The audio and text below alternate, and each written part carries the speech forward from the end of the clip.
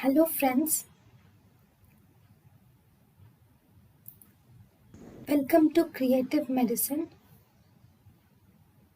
In this lecture, we will learn about Metabolism.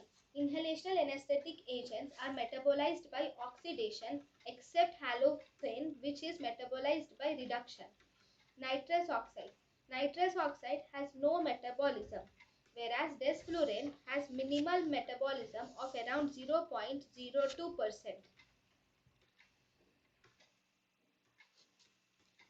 Summary.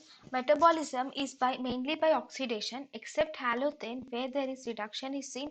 Nitrous oxide shows no metabolism, whereas desflurane shows 0.02% or very minimal metabolism. thank you and thank you for watching.